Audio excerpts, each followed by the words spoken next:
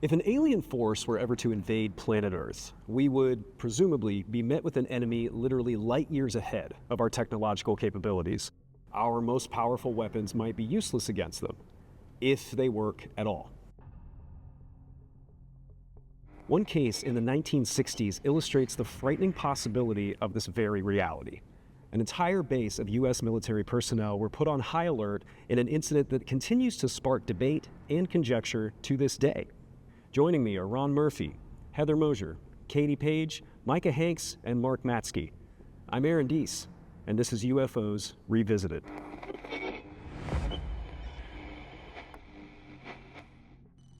Today we are talking about the Malmstrom UFO incident, which to me is incredibly interesting because of the possible implications it could have.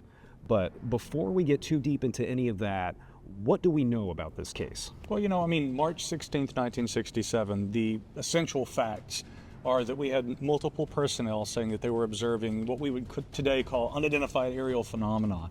And this seemed to coincide with the shutdown of the ballistic missile weapon systems there at that base, according to the narrative that has been presented. Now, some have said, how could something like this happen to a strategic air facility? How could this have been, kept off the books? This is momentous information, but it has actually also been revisited during recent congressional hearings that we've seen. There have been congressmen and women who have been asking about this, trying to get to the bottom of, how often have there been strategic facilities that have been targeted seemingly by UAP. But according to the principal witnesses, Robert Salas and others, they say, yes, we were on duty on this occasion, and there was something that was happening that seems to show a clear blind spot in our defense capabilities. And I believe that this didn't only start in 1967 at Malmstrom. I mean, we have Francis E. Warren out of Cheyenne Air Force Base, where multiple witnesses, multiple military personnel are spotting something anomalous over the base there in Wyoming. They house nukes as well.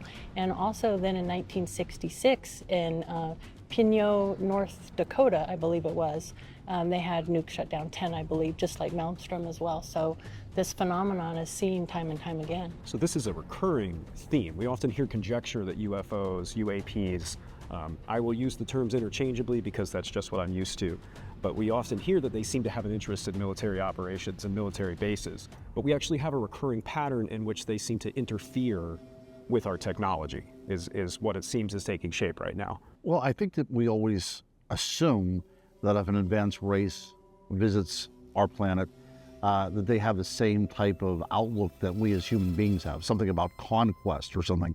But what these cases are demonstrating, that there is a lesson to be learned, that for whatever reason, they're interfering with our technology to destroy ourselves, right? That there's some reason why they want to make their presence known in a form of almost peacekeeping, or at least trying to keep these kind of dangers out of our hands, or at least alert us to the idea that what we're capable of doing. There's a lot of xenophobia, I think, whenever it comes to aliens. It's the outsider, right?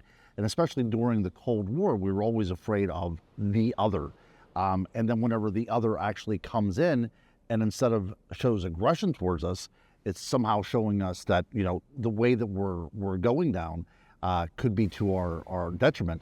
I think that really kind of opens our eyes to why we're being visited by whatever's coming here. Yeah, that's a rich sort of theme that comes through starting in the 50s with the Space Brothers and the messages that they have for people. Before there were abductions and it starts to become a rather fearsome topic, the Space Brothers always seem to be interacting with people, saying things like, don't destroy yourselves. We're here to try to kind of prevent you from doing what humans are typical of doing. And so this to me is take a couple steps more aggressive in trying to shut down the possibility of us actually using that technology to blow up the world. For whatever reason, they seem to want to prevent that from happening. I've often wondered, do they care so much about humans or humanity, or do they just care about planet Earth? And do they really take an interest as to whether we harm each other? Because we tend to do that. But I think perhaps maybe they're sending us a message that, hey, you can go ahead and destroy yourselves, but we're not going to let you destroy this planet. I was going to say there's a fascinating point, and that is the origins of these visitors, right? Are they something extraterrestrial from a distant planet? Or there's a theory that they are indeed humans from the future coming back, and if that is the case, maybe they are trying to teach us something that, you know, if we go down this road, there might not be a planet to come back to. Yeah, there's that, and then there's also discussion from other cases where aliens are actually trying to keep us alive to keep themselves alive. Like, as in they need to hybridize, something's weak in their DNA, they need something like that, and so perhaps that would be another reason to disarm us so that we can't hurt ourselves, therefore hurt them as well, even if it's not their planet. So it kind of presents us with two possible scenarios here. This could be a statement that we understand you have the capability to destroy yourselves and we would like to stop you. Or the other way, looking at it from maybe a darker angle, we have the capability to shut down the most powerful devices you have ever constructed. And that's one thing about this case that really hits me, is just the technological aspects of it. From my understanding, these missiles were independently wired. This is not a situation where someone hacked into a Wi-Fi router, again, this was 1967, and was able to just check off a few boxes and shut these things down. They were independent systems, is my understanding.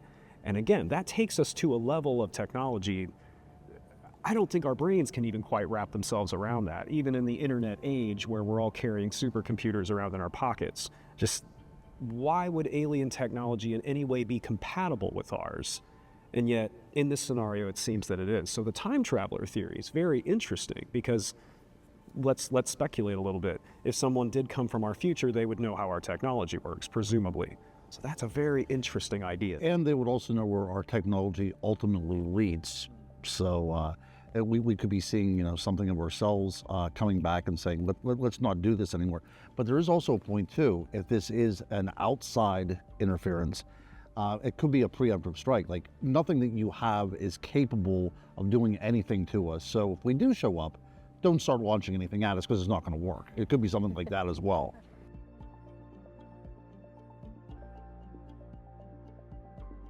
Something that we often are seeing in a lot of modern UAP cases, and those that extend back several decades, like Malmstrom, is the apparent ability of whomever or whatever is behind these technologies. I try to remain pretty agnostic about it, but somehow they seem to be able to, de-encrypt our encrypted communications channels. They seem to have an idea of knowing what we're going to do, where we're going to go, even before we do. When it comes to the technology, that's something that really interests me, because starting from the base level up and saying, well, could this be a human technology? And if it's not humans of today, could this be something from tomorrow? And if it's not even that, then could it be something even more exotic? I have looked at the technology and tried to understand, what exactly was happening at Malmstrom. Is it true that there was no way that these weapon systems could be taken offline? Now, there was an investigation done around that time by Boeing. And one thing that they found was that if a 10-volt, power surge was sent through directly to the logic coupler, this could have, if it was directly introduced, this could have actually potentially taken these weapon systems offline, but they don't know how in the world that would have been introduced. The only way externally that could have been induced would have been through an electromagnetic pulse. Now, we hear a lot about EMP these days, but the problem is in 1967, at least as far as known technologies, there shouldn't have been anything that we had that would have been capable of that 10 volts needed to be able to disable the logic coupler. By today's standards, we might have that kind of technology. So here again, we're looking at something, whatever its source, that appears to be just a few steps ahead of us. Today we can say, yeah, we know how that might have happened. How did you do that in 1967? Right, and these are housed so far underground, and to your point, I think that's important, because if they're able to do that and we figure out how they were able to do that, we want to keep our enemies from being able to do that in the future. So, right. What was really interesting, I saw the interview that Nick Pope did with him that was televised, and Robert Salas said something that I found a little bit chilling and yet understandable at the same time in his role. He said that, as striking and frightening as it was to have that go down while he was overseeing the whole thing, he was most concerned with the fact that if the order came through to launch, he was not able to. Not necessarily something shut us down, what was it, this is terrifying. It was, I've now lost my capability of fulfilling my role as, the one who pushes the button for good. And that really struck me, and just says something, I think, about the duty of our armed forces and how concerned they are with being able to fulfill what they're called to do. Because when you first hear a story like this, I think the gut reaction, at least for me, that a lot of us feel is, oh my God, they can shut down our missiles. Like that's kind of where the dialogue ends in my mind. But the perspective of someone who's responsible for those missiles, that's interesting, just to note that difference. Do you think there's a possibility that this was something that we kind of tested on ourselves just to see what our reaction would be? On that point, Heather, I have heard from researchers and also from some other sources over the years that a hypothetical would be that there might have been some kind of U.S. experimental technologies, and that the intention, rather than so much to disable weapons, had been to see what people's reactions to weapons being disabled might have been. Now, again, to me, I like to try and go off, I know Katie would agree, documents and resources and things that we can, establish kind of a baseline for truth in terms of investigations. I know of no definitive sources that say, yeah, we had that technology, there was a secret operation, we were gauging, it was a psychological warfare thing, let's see how these guys not only respond to their weapon systems being taken offline, but let's make them think it was aliens. I've found no evidence that something like that was done. But there have been people who have proposed that idea. They proposed similar things about cattle mutilations. Let's make silent helicopters that look like UFOs, and that's a cover for something else we might try to do. So I've wondered about that, and in that context, it's even more concerning because today we look at cases like the Tic Tac from 2004, USS Nimitz Carrier Strike Group 11, and they're doing their operations out there off the Baja California coast. Immediately, more skeptically inclined researchers would say, even if there is a real phenomena here, that phenomena is our technology, and we were testing this against our own military personnel. You ask those Navy pilots about that, Commander Frave or Commander Dietrich, they don't say, yeah, that's probably some of our technology being tested. No, they said we were never briefed on that, and none of the individuals at Malmstrom in '67 were briefed on that either. So that's an interesting question. I wondered that myself. And again, would we have had that technology at that time? We today can look back and say we know how it might have been done, but who had that and for what reason would we have done that to our own servicemen and women? Well, and this is a genuine question I don't know the answer to. Is EMP technology sufficiently advanced at this point in time that we could replicate this? That we could point something like this at a foreign power and say, we're going to turn all of your nukes off? If that tech exists today, I think we've got a problem. But it probably does. And that, to me, that is almost a more frightening prospect. And I expect this is a theme that we'll return to as we have these discussions. But an alien entity, we can speculate over what their motivations might be, what their ultimate purpose might be. Human beings don't have a great track record. So it's almost, in my mind, scarier that this would have been an act of human intervention versus something that we can't understand, whether it's from outer space, the future, another dimension. And another interesting part of this, from let's say 1965, 66, 67 through these years, a lot of the descriptions of this orange or reddish glow, and I think Salas said that there seemed to be structure to it. They were all very similar sightings. They looked similar, the same light configurations. And now you're talking about the Tic Tac. So these ETs or craft have changed through the decades. It makes me wonder. I mean, I don't think at that time we had, and they were silent and they were able to hover. In the mid-60s, we didn't have this kind of technology to just hover over our bases like that. Or technology that we didn't know about. See, that's an interesting thing as well, too, and something we'll revisit. So if the technology did exist out there and human beings had that technology, where did it come from? So that's the possibility then that we were dealing with found technology, that somehow we were able to find some sort of, off-world type of information and then adapt it for our own use. Well, 56 years later, we know that military technology is generally very far ahead of what we know about. It takes a few decades, speaking in very broad terms, before those things become public knowledge. If we had this working EMP weapon at the end of the 60s, even a prototype, where is it? That seems like something, if you had a functioning device as a government power that could shut down a nuclear weapon, you would want other people to know about that as a deterrent. is my thinking. I'm obviously not a government intelligence operative. I had an interesting conversation with a prominent skeptic at a conference a number of years ago. I had put forward the idea to him. I said, you know, maybe some of these things, some of the UFO sightings from over the years, maybe they are our technology. And he said, oh, I don't think that's the case at all. And I said, well, what's your logic behind that? And he essentially said, if we had been developing these technologies, if there were advanced propulsion capabilities, anything resembling flying saucers or anything like this that we read about in all the popular literature, if we developed that decades ago, by now surely we would know about that, like we know about the U-2, like we know about the SR-71 Blackbird, like we know about all these things. And so I said, well, then do you mean that you think that there's another explanation for popular UFO sightings? He said, oh yeah, I certainly do. So here I thought, okay, a skeptic, a real hardened skeptic is going to finally tell me what he thinks these things are. And he said, I think these people are just lying. Now, obviously I disagree on that point. I do think that some people lie. I do think some people may be, misperceiving things that they see. But the idea that we wouldn't necessarily know about technologies. I mean, you go back and you look at Bill Sweetman and a lot of these excellent aerospace and defense journalists digging into whether a Project Aurora existed. Look, I'm pretty convinced at this point. There's some incredible secret technologies that have not come to light, and that our U.S. government does have an edge. This has even been alluded to by the former director of the All-Domain Anomaly Resolution Office, the Pentagon's unit that investigates these things, Dr. Sean Kirkpatrick. He says the U.S. has an edge. Do I think that accounts for all these things? Nah. I mean, there's got to be something else going on. But I certainly don't think that we know all the secrets, and just because we had it decades ago, it would necessarily be revealed today.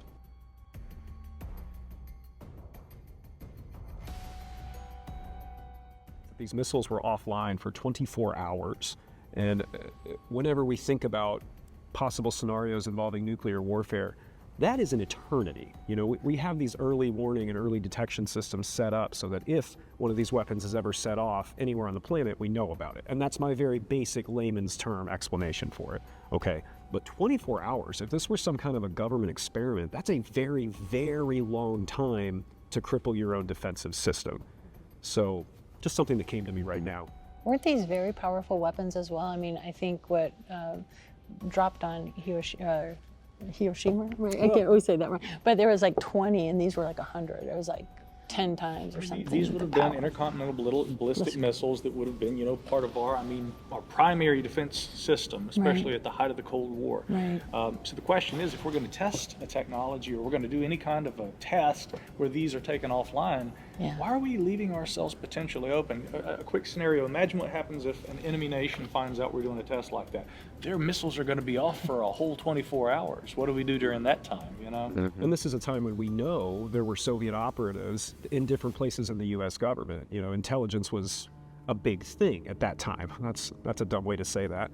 We were in the middle of the Cold War, just like Micah said, so it's hard for me to imagine anyone signing off, in any position of authority on testing our weapons on our own weapons at that time, when we do have testing facilities where they develop and test these weapons anyway. So why do it on a live base, I guess, is my question. And we were 5 years removed from the Cuban Missile Crisis, where we were at the brink of nuclear war, and I would think that would be a suicidal thing to cripple our own defenses. Well said. Yeah.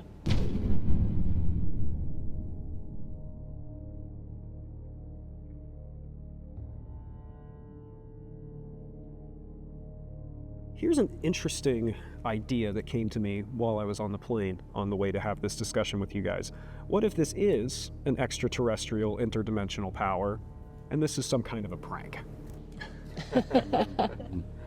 I think, of course we're projecting, as I said before, we're projecting very human emotions and motives onto something that we probably shouldn't. But I do know what you're talking about. Somebody has a kind of like a new toy and say, let's see what we can do, you know what I mean?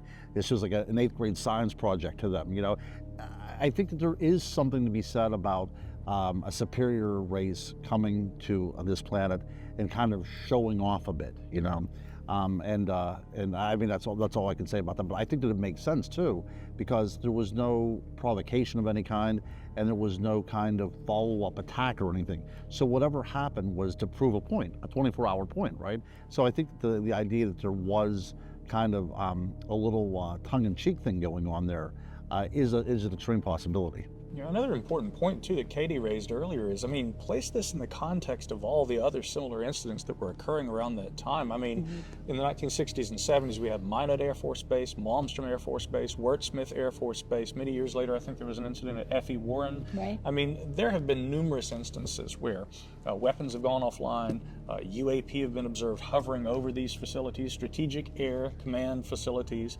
again, of great significance to our national security. So, I mean, it almost reminds me, in a way, if I were to make a comparison to something I heard the recent whistleblower David Grush say, talking about the way that he feels he's been intimidated a bit after coming forward with things he's talked about. And he said, I was made aware, and my wife as well, that they could touch me at any time. And that thought kind of comes to mind in the sense that if there were a non-aggressive way of conveying, listen, just so you know, we're here, we can touch you at any time. If we were going with the ET or any kind of other exotic explanation, that seems to be what's being demonstrated. Hey, we're here, we can hover over your base, we can take your weapon systems offline. What are you going to do about it? Precisely. What if this happens again? What if this was just round one, and 60 years later there's going to be however many red orbs popping? Like what if this was the beginning of something? And then to take into account, like Micah said, the human, how this affects the men and women who serve, and they're told they can't talk about these things, not even to, I think his name was David, one of the other witnesses with Bob Salas, Colonel David something, I can't remember his last name because it's escaping me, but I mean, he was emotional when he was finally able, decades later, to be able to share with his wife and his family what happened to him out at Malmstrom, and that human element, these men and women who have to keep these secrets. It's pretty incredible what this affected these people's lives. Yeah, and as a follow-up to that, I read an interview with Salas. It was published very recently, where he said the AARO, established in July 22, was a whistleblower hotline. And this was the remarkable quote, and I wanted to write it down because I wanted to get it right for Robert Salas's sake. He said, "This was a milestone. I had never told my story to a government office before 2022. So that speaks exactly to that point. There has been no mechanism for these people to really tell their story and not feel like if I say anything about this, I'm going to get buried, figuratively. But it's great that this exists now, because you can't imagine the pressure or what emotionally trying to process that, what that must have been like. Yeah. How do you even explain it to your superiors in the moment? But not even thinking about how it affects you later on. I mean, in that moment, as your job, everything goes down. How do you say that? Like, I'm sorry, I can't do my job right now. I don't know what's going on. And then the long-lasting repercussions of that, beyond that, especially if you can't tell your family.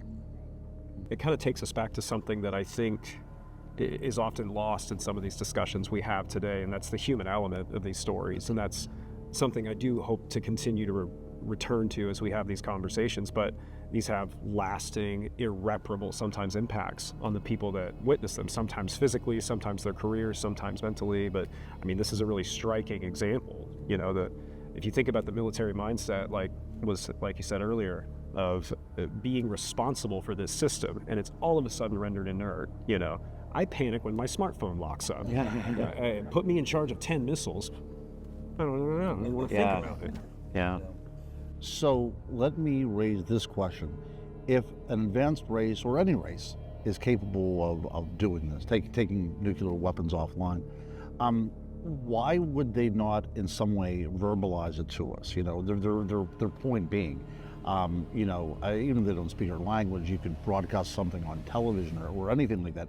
If they're capable of taking missiles offline, they would be capable of projecting something onto our television sets as well too, especially at that time. So if this is done in a kind of an altruistic way, showing us the error of our ways, why are they doing it clandestine and not doing it in more of a vocal, impactful way around the world? I would say that comes down to what their objectives are. By that what I mean, I often hear a lot of celebrity scientists going on television and saying, look guys, if ET were coming all this distance, if they were traveling from Zeta 2 Reticuli and coming all the way to Earth, they're not going to stop in and say hello, or pop down on the White House lawn and introduce themselves, take me to your leader style. And I'm thinking, you look at all the genocide, you look at, of course, the pandemic, you look at all of the problems that humanity faces, some of our own making and some that nature just bequeaths to us. If I were extraterrestrial visitors and I were hovering up there or maybe hiding out in our oceans, I'd probably stay there. There's not much incentive I see to want to try and engage directly. But if I do want to try and convey to the Earthlings that, hey, listen, we're here and there are certain things you need to know, a very effective way of doing that without, causing panic. And again, panic may not be a concern of theirs, but if they do want to keep a low profile but indicate to those who are aware of their presence, here's what we can do. It seems like this would be exactly how they would go about it. I do think that humans have a tendency to anthropomorphize. Centuries ago, we placed ourselves at the center of the universe. Today, in a lot of ways, societally and otherwise, we still do that. And we always expect, well, if the aliens were coming here, they should be doing this, and they should look like this, and they should say these things. All bets are off. Who can even guess what their actual motivations would be? The possibility of communication outside of interfering with our technology might not even be possible. Like, we might be talking about beings that, putting it very simply, up is purple and left is 3. Like, they're coming from a completely different place. So frames of reference might be so different that the only way they can think to interact is to interfere with our technology. Language might be something that's a completely different concept for them. So, but that's another idea that I'm sure we can continue to explore. Another thing I'll introduce, and here's a talking point. I read an essay the other day that was essentially arguing that some of the chief proponents of the Malmstrom incident essentially made the story up as a way to try and leverage more information from government and to try and bolster the idea that, we need disclosure and things along these lines. Which I find to be a very incredible argument, especially given how many members of the military, how many personnel were on duty who came forward later and said that they recalled these events as described on March 16th, 1967.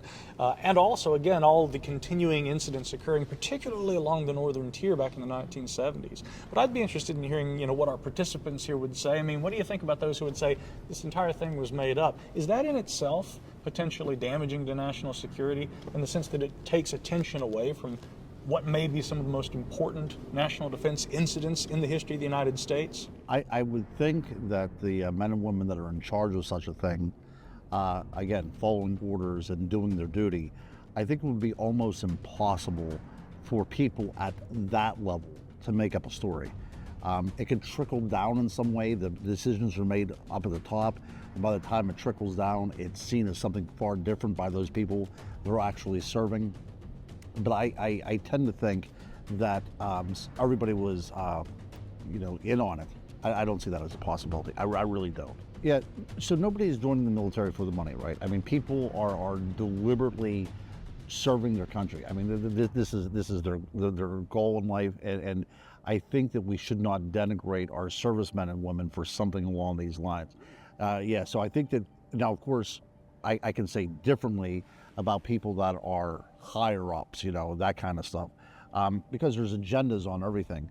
But I think the people that are manning these missiles don't have this kind of theory in their mind. Hey, if we do this and we're in on this, maybe we could get some sort of closure. I don't see that happening. And what you do see as an emerging pattern are those who have served, retire, and if they feel like we should push for disclosure or more truth to be brought to light, that's when it happens. It's not so much in the middle of an event, like faking an event or something to force reaction or what have you. But there is a pattern of people who have gone through that, done their duty, followed their orders to the letter, and then after the fact say, we did this, but now we want to provide the rest of the story. Mm-hmm. And that exists outside of the UFO paranormal world as well. I mean, there are plenty of government things that have come to light over the years that participants didn't speak about at the time, but later on, exactly when she just described. I do think Micah asks a very important question because, in the interest of remaining open-minded, any of these cases that we'll eventually discuss could be the result of misinformation, disinformation, which are different things, as we discussed recently. We'll talk about that as we go as well. But I also, I like how you describe that, Ron, that when you're talking about servicemen and women who have committed their lives to this sort of thing, faking a UFO hoax is pretty low on their list of likely activities. But I think those are both very important points. But then we get to the idea of disinformation. I'm glad we brought that up, because that's a great way to control the public, right? Because you're putting out certain information, and then you're going to discredit some people, and then give other people more veracity. So you're kind of confused about what's going on. Now that's something that I can buy into there. I can see that happening as well. But that can also happen from something that is planned by our government, but also something, if there was indeed a true extraterrestrial presence or an outside presence doing the exact same thing for the exact same purposes, to kind of keep you confused and never truly have your eyes open to exactly what is going on. It makes a lot of sense to me, too, that if there is an extraterrestrial intelligence out there in the universe, and I know eventually we'll get to talk about some of the abduction phenomena, but we hear a lot of these connections with abduction or an ET presence in the lives of people who have military backgrounds in their family, whether it's Navy, Air Force, Marines, Army. And if I were coming from somewhere else, I would want to know what military they have on their planet. So when I'd look at their families, what are the humans' motivations? Why are they creating these nukes? What's going on there? And, you know, I think that might all tie into some of these cases as well. And that's a good point. Not only the abduction cases, not only from people that were in the military, but their children as well, too, that weren't even in the military. These people were also claiming abductions as well. I have that it happened a week before as well, that this had gone on. It happened twice. The weapons went down first. So this wasn't just a one-off. It happened twice. Yes. Yeah. 10 missiles Wow. shut down, 24 hours apiece. And I'm wondering if the 24 hours just isn't like the default when something goes out that's just automatically out for 24 hours, more so than it being a situation of 24 hours for them to figure out how to fix it kind of situation. Right, we're taking out your missiles for one Earth Day. Kind of thing. Right, Yeah, that's exactly. That's right. That's Yeah. Yeah, slap on the wrist. That's interesting as well, because if this happened once and then it happened again a week later, at least in those 7 days, they did not come up with a way to prevent it, or at least were not able to identify what caused it sufficient to prevent it from happening again. That's because you would think if it were an internal error of some kind, you know, we installed a bad fuse and they all went out at the same time, we would have figured that out sometime in that 7-day period. That's interesting as well. At several of these locations where incidents like this happened, there were actually multiple incidents. I think there were a couple of incidents at Minot. Malmstrom, of course, had multiple incidents. And so, and all of these essentially, I mean, the real kind of height of this having occurred within maybe a couple of decades, you know, decade and a half. Now, we can go back a little earlier in the history. In fact, there was a really excellent paper by Larry Hancock and Ian Porritt of the Scientific Coalition for UAP Studies, where they looked at the incidents involving UAP sightings near or over strategic facilities throughout the Cold War.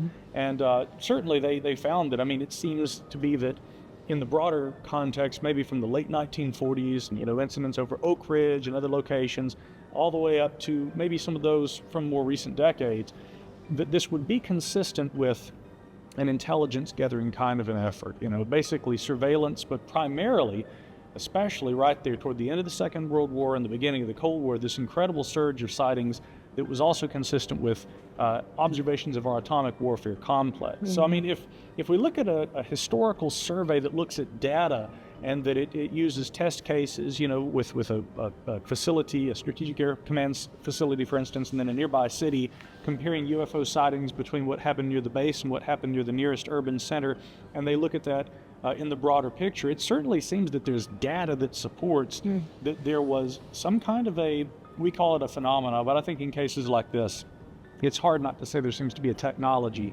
with a motive that is clearly demonstrating a motive. And cases like these further were the main focal point, one of them, of a book called Clear Intent back in the I guess it was written in the 80s, but it dealt with a lot of these cases, Barry Greenwood and Lawrence Fawcett. Excellent book still, and again, that title said it all. It had been referencing a quote from a military official who said that, you know, whatever these objects are, they demonstrate a clear intent. And that seems to be, we're looking at these facilities. It's obvious that these are military strategic sites. Those are extreme national security significance to the United States, and they're observing our capabilities. And perhaps at times also, as we see in this case, interfering with that for some unstated purpose, but one that we can infer. But logically, it does seem to be that data indicates that something has been observing what we can do, what we have, keeping an eye on that. and with obvious strategic interests. Whether they have military motives is another question, but they are aware of what we can do because they seem to be surveilling and they have a strategic interest in that. That's an interesting point, because that makes me, just in this moment, I'm thinking, oh my gosh, you're probably right. Whatever being out there, they may have globally, planet Earth, all our military strategic, or Russia, China, the United States, and they have this map. Now, you can say there's those that believe that they want to come in and save us and help us. So if you guys get to that point, we're going to come in and shut you down and we're going to save all of you. But maybe, to your point, it's nefarious, and maybe they're like, oh, we have everything mapped out, we know exactly what they can do, and if they wanted to come and invade and wipe us all out, boom, there they have it. So it could go either way. Only we had Oh man, more intelligence from Russia and from China, and we knew if they had these kinds of things, and if historically they've been experiencing these same kinds of things.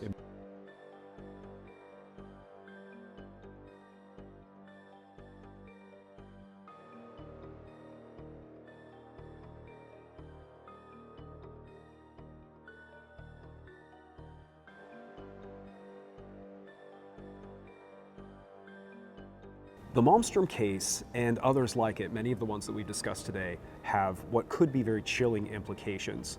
Whether or not these entities are hostile, curious, or trying to keep us from destroying ourselves, these cases force us to reassess our place not only on our own planet, but in what may be a very populated universe.